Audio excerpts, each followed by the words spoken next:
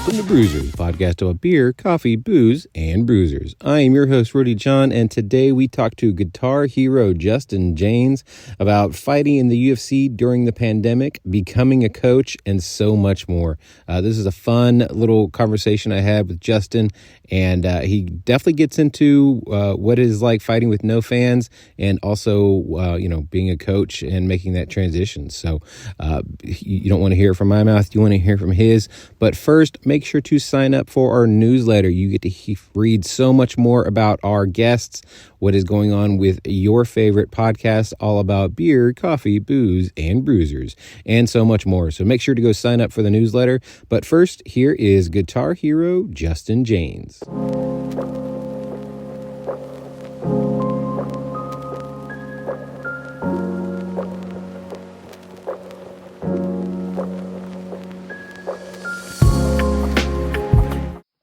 To welcome to the show, guitar hero Justin Jaynes. How are you doing today, sir? Hey, man, just like I said, just freezing my ass off here in Montana, enjoying this nice cup of coffee, just waking up, man. How's it going out where you're at? Where are you at? I'm actually in the DFW, Texas area, so okay, right on. Yeah, nice and sunny and in the 80s, no, actually 70s, I'm sorry, it's only in the 70s. So, yeah, it's a nice part of the year where it is still cool enough to be outside and do nice things, but within a month it'll be very hot and we will not want to be outside. Now, trust me, I'm from Vegas, man. I understand that. It's 70, 80 degrees in Vegas, but it's going to be 100 degrees here in the next month. So, yep, I got to enjoy this little bit of time that we have. Yeah, and that's just a dry heat too. Like here in North Texas, it's a humid heat, but dry heat in Vegas can be way worse. I mean, my birthday's in August, and so is my brother's, and we've been out there for our birthdays before, and it was just like, it is not fun to be outside. You just melt. Being in that sun just melts you, man. And you drink 2 beers, it feels like you drink 10 beers. You know, for whatever reason, I don't know what the sun plays on alcohol, but you get fucked up quick. Yeah, let alone those yard margaritas that you can just walk around with. Hell yeah, and they're literally a yard long. Hell yeah. Yeah, literally. Yeah, I remember. I think I had to walk one end of the strip to the other. I had a red line. I poured the rest of that in a yard margarita, and I was good to go. That's it. Turned them up. Hell yeah. Yeah. Well, I guess let's start with this. What is your earliest memory of martial arts? Man, my earliest memory of martial arts is I remember when it all came through, and it's kind of like a sentimental memory to me is, I was at a park and I was playing tag with my sister. I was like 8 years old or 9 years old. And I was pushing her on the ground. This guy comes up to me and says, "Hey man, like you ever thought about getting into like wrestling?" And I was like, "No, the only kind of wrestling I knew of was WWE." Yeah. And he started, and he like showed me some like switch grip stuff, like when someone grabs your arm, like how, and that was actually the beginning of it. And then the very next week, my mom signed me up for, sorry, I'm just waking up, a local wrestling program. And, I wrestled through elementary school, through middle school, through high school. And then I started boxing, my senior year of high school and doing, jiu-jitsu and grappling. Then, I went to college. I went to wrestle at Olivet College. And Darren Cruikshank, the Detroit superstar, he was my roommate. And he wanted to get into MMA, and I wanted to get into MMA. So we kind of just built a little gym at our wrestling facility. And, fortunately, we both got to the UFC. Darren is, he fought for the UFC, fought like 10 times in the UFC. I fought 5 times in the UFC. Right now he's contracted under, who is it? It's the Japanese Risen. He's fighting in Risen right now. So, we really, fortunate. These couple hillbillies just, made chicken salad out of chicken shit. That is awesome that you, realize that when a lot of people, when they come from, humble beginnings that way, they can really, once they reach their dream and where they're wanted to be, it can kind of go to their head and they are like, well, okay, I was meant to be here. And it's like, well, yeah, but you also kind of forgot about all the hard work it took to get there and to stay there. So I love that you are still have the like you said, the hillbilly mindset of it all. Yeah, it's MMA is a funny sport because even no matter, I've been doing MMA for, between wrestling and grappling and martial arts. I'm going on 20 years. The thing about it is, no matter how much if I just stop putting into it right now, the sport's going to leave me behind. So you have to continue to evolve. You can't get complacent. You can't get, okay, well, I've trained for 20 years, like I'm good enough. No, because the sport will quickly leave you behind. And if you're not putting in the time, even now, like I'm 33 years old, still training my ass off, you know, it's, the sport will leave you behind. There's no easy route in this sport at all, even at the top.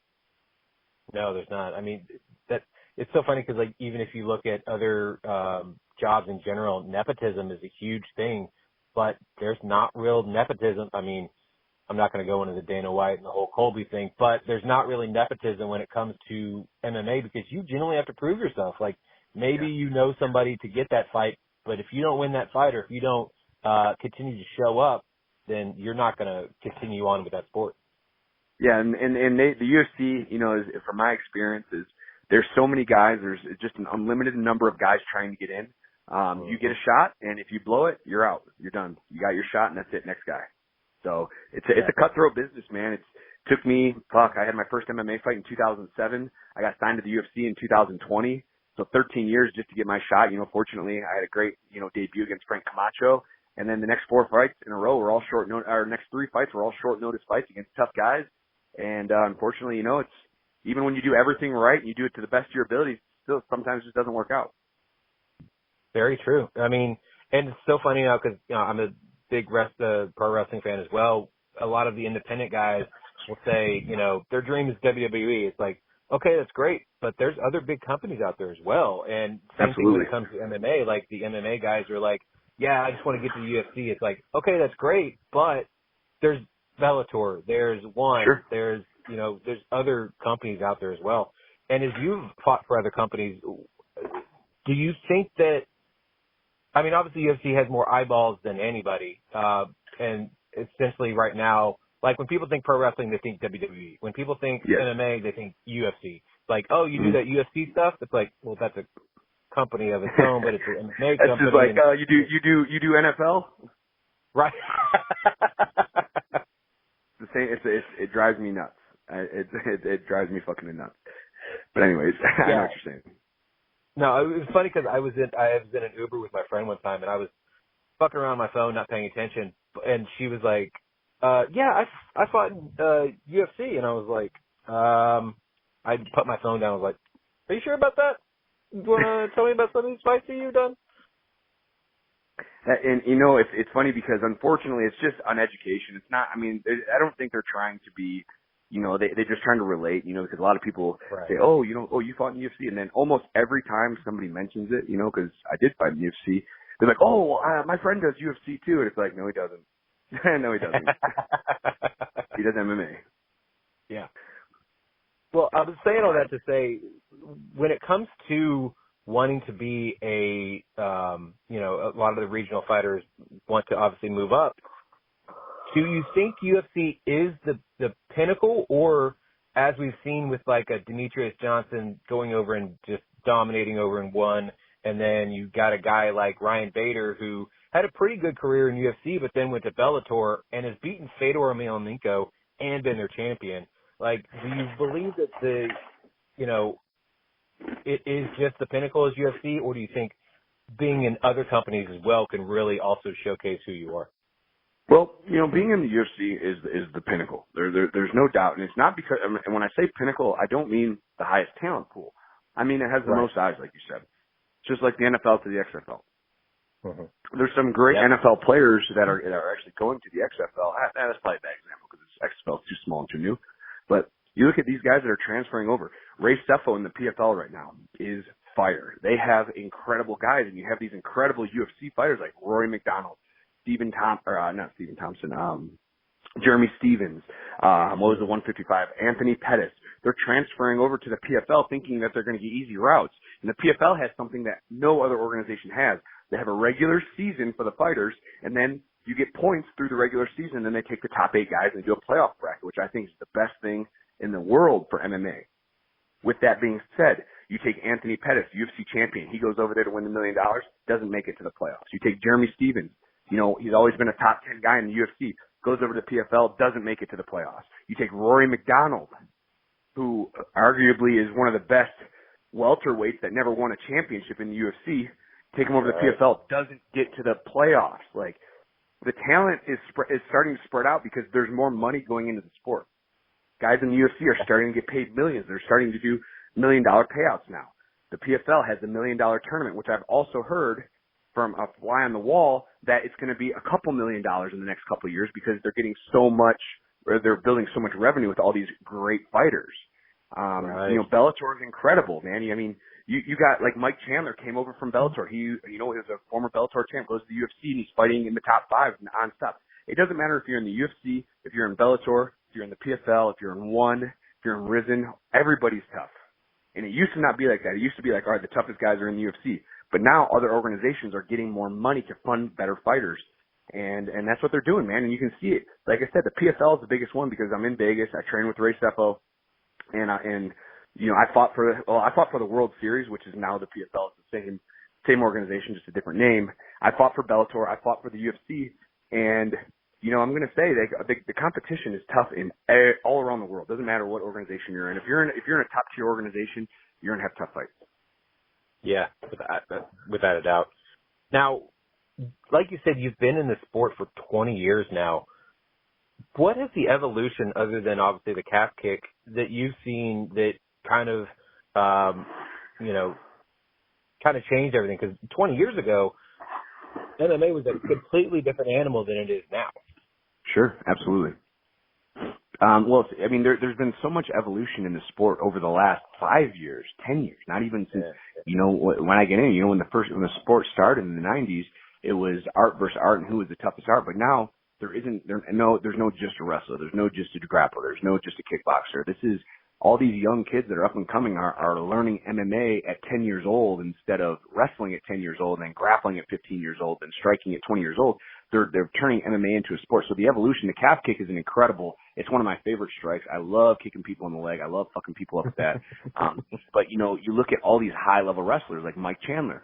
He's transitioning over into a striker and and look at Justin Gaethje, Mike Chandler. They're using their wrestling to set up their striking. Very rarely do you see Mike Chandler take guys down anymore. I shouldn't say rarely, but his goal isn't to take guys down and beat them up. It's to knock them out. And same with like Justin Gaethje. So the evolution of these wrestlers, and you know what, and I've kind of transitioned over to more of a striking base myself off my wrestling. And I'll be honest with you, just because wrestling is just so much tougher.